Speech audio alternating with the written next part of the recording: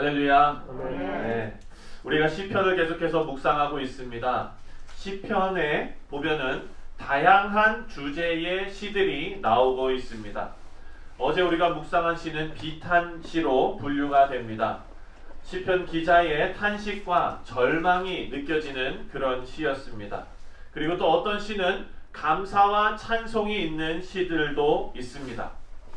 이렇게 여러 가지 주제들로 묶인 시들이 나오는데, 오늘 본문은요, 지혜시, 교훈시, 역사시, 이런 이름으로 분류가 되고 있습니다.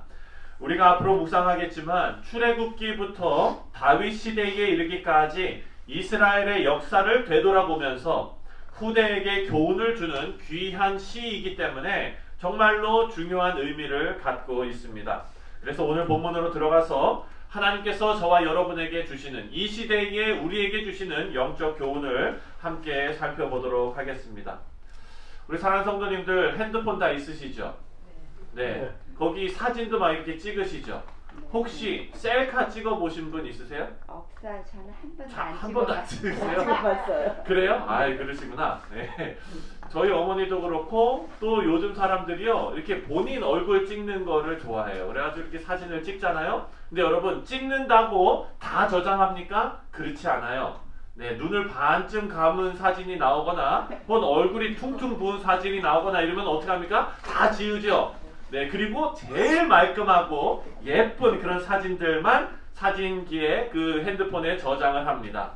여러분, 그런데요, 왜 우리가 이렇게 예쁜 사진을 저장하려고 하는가? 이것은 자기 자신의 모습이 완벽하게 보존되기를 원하는 거예요.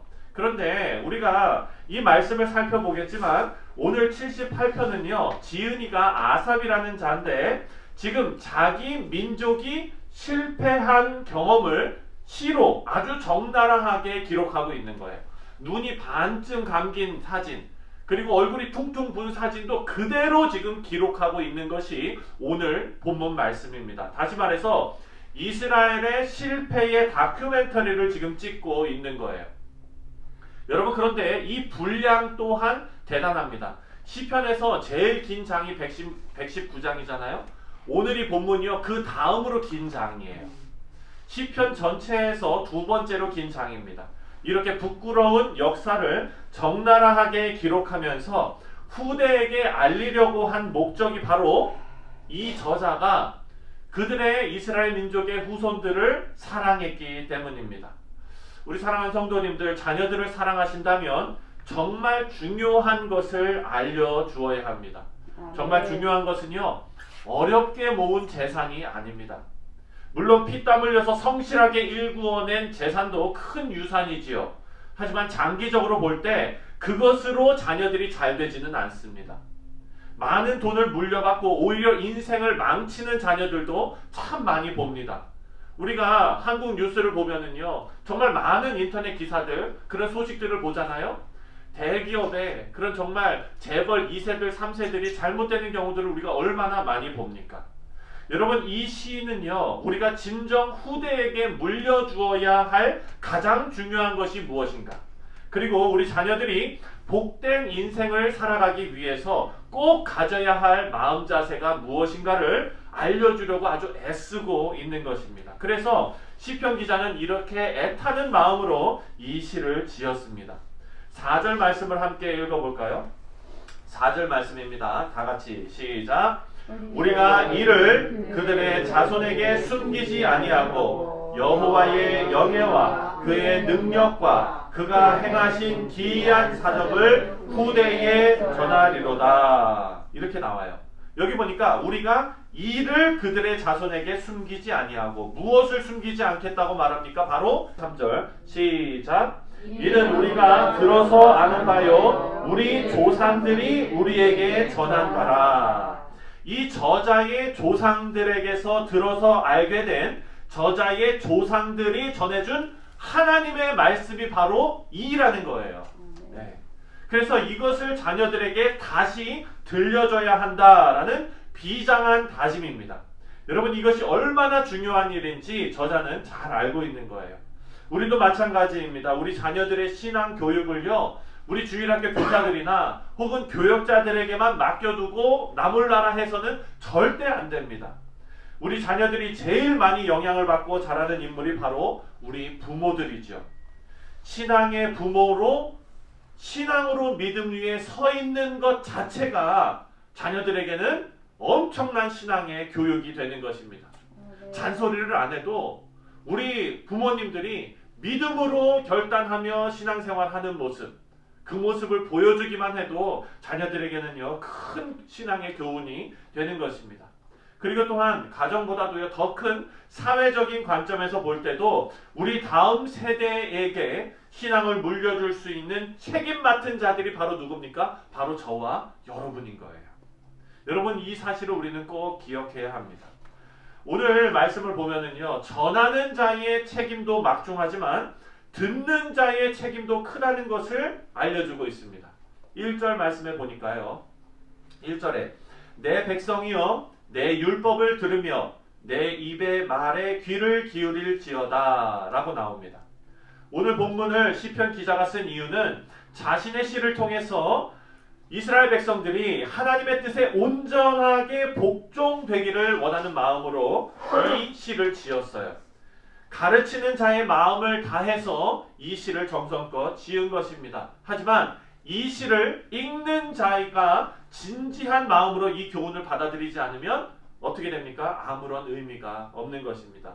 따라서 교훈을 대하는 사람들의 자세가 너무나 중요하다는 것을 우리는 1절을 통해서 알 수 있습니다.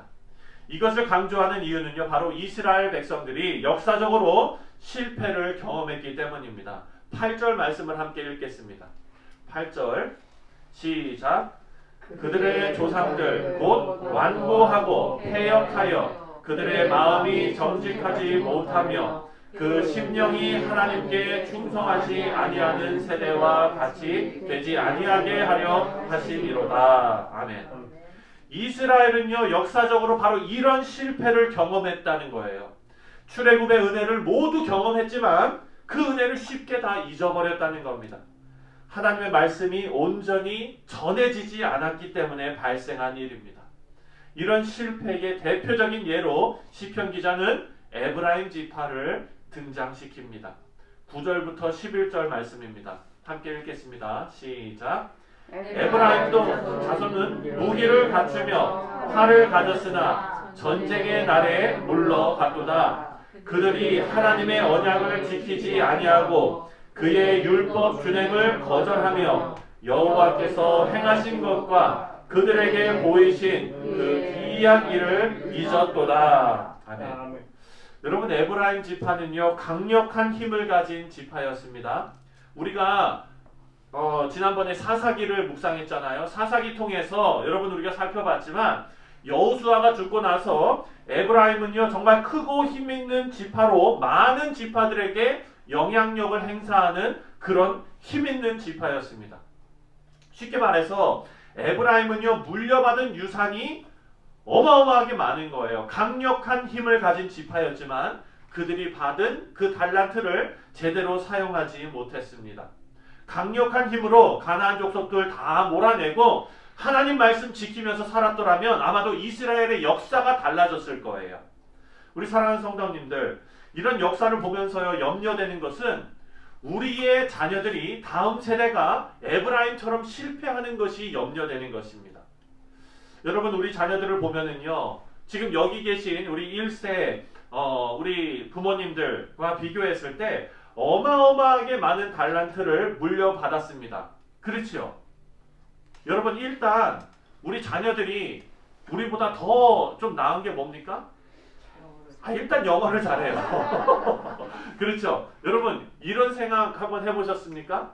내가 만약에 이민 초기에 왔을 때 우리 애들처럼 영어 잘했다면 정말 지금처럼 우리 애들이 지금 하는 것처럼 내가 이민 초기 왔을 때 그렇게 영어를 잘했더라면 하는 생각 해보십니까? 저도 그런 생각 해봐요. 네. 우리 어린애들이 목사님 발음 이상하다고 놀리고 막 이럴 때마다 야, 내가 정말 이렇게 정말 유학 처음 할 때 이 아이들만큼 영어 잘했더라면 하는 생각이 들까요, 안 들까요? 들지요. 그렇습니다. 여러분 우리 자녀들이 지금 누리는 것 이만큼 가지고 있었다면 아마 저와 여러분의 인생이 달라졌을 거예요. 우리 자녀들은요 여러분 풍족한 환경 가운데 지금 자라고 있습니다. 그런데 바라고 기도하는 것은요 오늘 이 본문의 에브라임이 덩치는 큰데 말 안 듣는 어린애 같은 모습으로 실패한 지파가 된 것, 여러분 이것을 우리가 기억하고 우리 후손들은요 이 받은 중요하고 귀중한 달란트를 하나님의 나라를 위해서 사용하게 되기를 주님의 이름으로 축원드립니다. 여러분 성경을 한번 보세요.